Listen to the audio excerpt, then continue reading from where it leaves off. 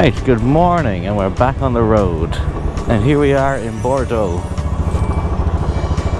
Very busy old city. Beautiful though. Yesterday I was on a wine tour and I forgot to do a carte postale, so sorry past people that might have been expecting one of those. I had a beautiful tour in the morning yesterday on a good old Ural motorbike. I booked the tour before I knew I was actually going to be driving one myself by chance, but it was great. I highly recommend if you're in the area in Bordeaux, even if you're not into motorbikes, but it's just a great way to start your visit here, because Alex, he takes you all around the city and tells you the places to go and a bit of the history and stuff. And you're in the sidecar, it's so much fun. He even, what they call lifting the chair, he did that twice. I don't think I got it on camera justifiably, or in a way that does lifting the chair justice, but a lot of fun. Daisy is getting filled with dread because last time I was driving her it was on the motorway down because I was running late, and we had a thrilling time. I didn't film it because motorways are boring, but we did, I think, 150 kilometers on the motorway approximately. She handled well though. She, you know, held her own on the way. But once we got to about, there was part of the motorway that was 130 kilometers an hour, so I thought, now's your chance, Daisy, show me everything you got. And so I, you know, full throttle, slightly downhill, we just were going and going and going, and we got to about 126 kilometers and she started shaking like this, but a little more violently than that, so she was saying no no no no no no. So eased off the throttle and got out of that tizzy, because she was just like, yeah, there was a bit more go in her, but I don't think she would let me drive her again afterwards if we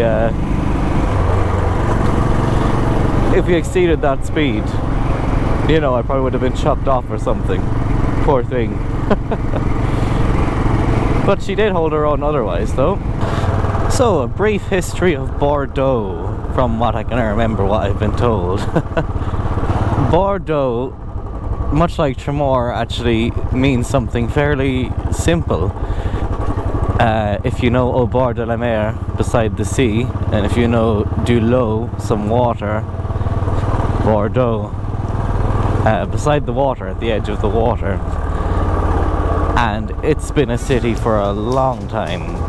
It used to be a port for the wines, because of course, you know, the area is famous for all the wineries around since at least 1,000 years ago. And it has a storied past.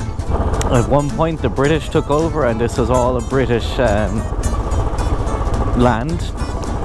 It was the second largest port after London. Then the French took it back over, and there used to be a big palace in the centre of town. During the big revolution, you know, kings and monarchy and stuff were not popular, so they actually tore down the castle. And since that it was torn down, there's been no castle built there. It's just a plain square, completely flat, and I think it's supposed to stay that way because well, it's traditional, isn't it? Didn't pick the best street to start telling this history, did I? So you'll forgive me if I've gotten all the details wrong. So you have the left bank and you have the right bank. The left bank is, well, where the rich people lived, and the right bank is the workers' class. They call it at the moment Sleepy Bordeaux, because it's all in development, I think. Actually, I think there's a picture of me in front of this gate, but there was two gates into the city back when it was a walled city. One of them has a golden lion on the top, and that is of course for Richard de Lionheart, de Lioncourt, whatever Richard Lionheart is in French, because as you know they were rulers here for some time. But throughout all this, even during World War II, it continued the wine trade. I think it was relatively untouched by the war. There was a submarine base here that the Germans built, but no bombs or anything here. Yeah, now we're in sleepy Bordeaux, I think. I saw a cool place here when I was on the sidecar tour, which was an old military base, but they've converted it into a kind of community space. So events go on there. There's also a workplace. You know, if you work on your laptop, you can bring it there and work away for the day. Some restaurants and even a skate park in one of the big vehicle hangars. So down that way is sleepy Bordeaux. All these apartments and housings being built, and also the hangar that I mentioned, and some good young people spots is what the tour guide told me. Here we go.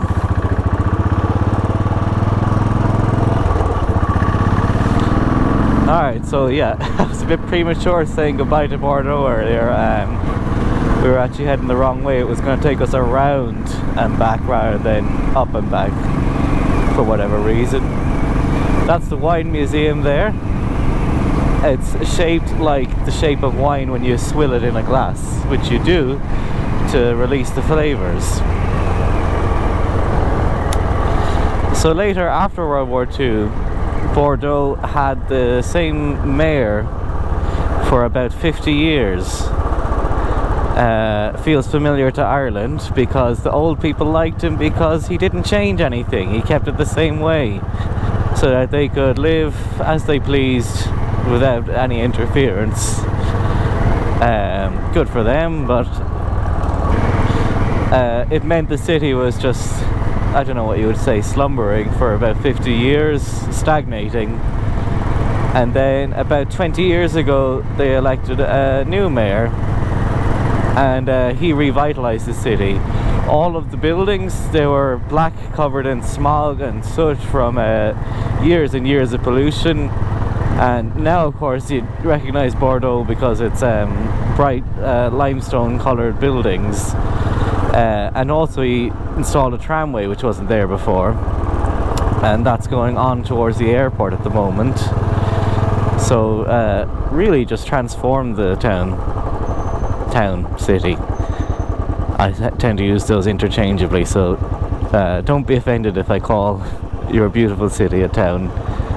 Okay, we're a good few miles away from Bordeaux now. I stopped filming because it was really slow stop-start traffic, and you don't want to just be looking at the back of a white van for like a few hours. So I started again now. Don't remember where I was in my train of thought back then, but it was a good time in Bordeaux. I kind of regret not adding more days there, but you know, we press on and we learn for next time, right? I wish I stayed in St Emillion as well. What a beautiful little town. Also having my little brainstorming after the Ural tour yesterday, last night. I don't know, maybe it could be a new dream to do that sort of thing myself. There's nothing like it in Ireland, I don't think. You have the paddy wagon for sure, and I'm sure other things, but there's no I think Ural tours in Kilkenny, that could be fantastic, right? I'd have to learn the history a lot better than I currently know it, but it was just a great way to see the city, and it would be a great way to meet new people as well. You know, if I did something similar in Kilkenny, learn the history of Kilkenny, show it off to people, collect them at the castle, drive them around the town, drop them back there, suggest places to eat and drink. Could be something there, but I'm gonna have to wait.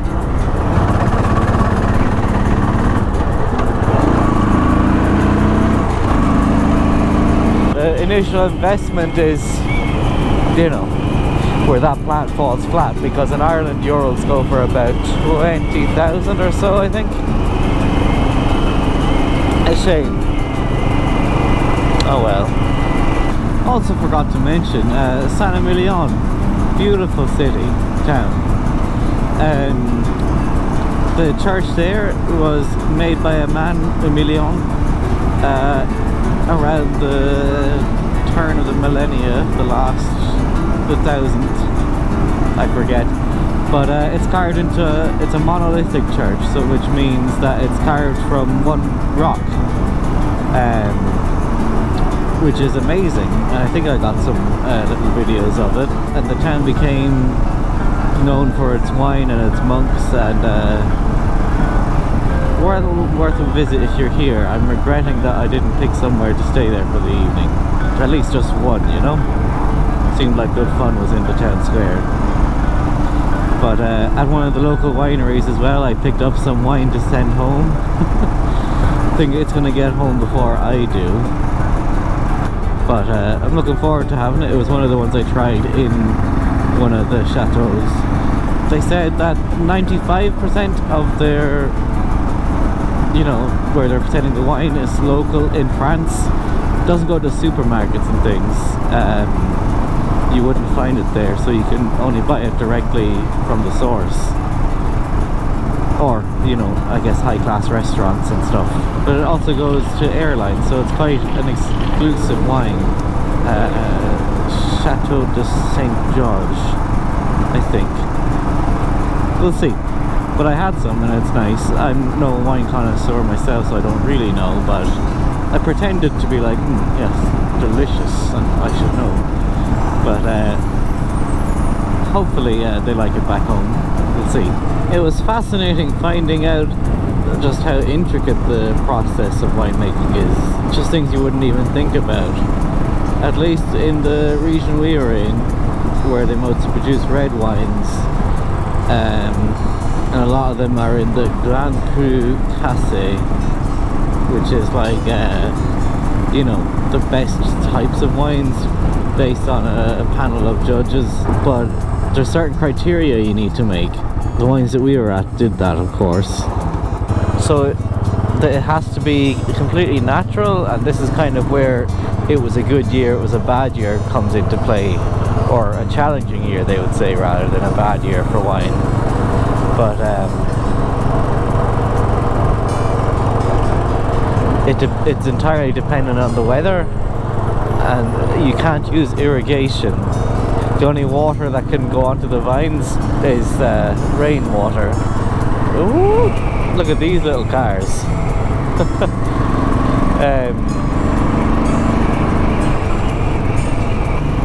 You can't use pesticides either, really. There's a type of fungus that grows on the vine that attacks it. So at the front of every road they put a rose, because the fungus will attack the rose vines first. So at least they know to intervene before it gets too bad.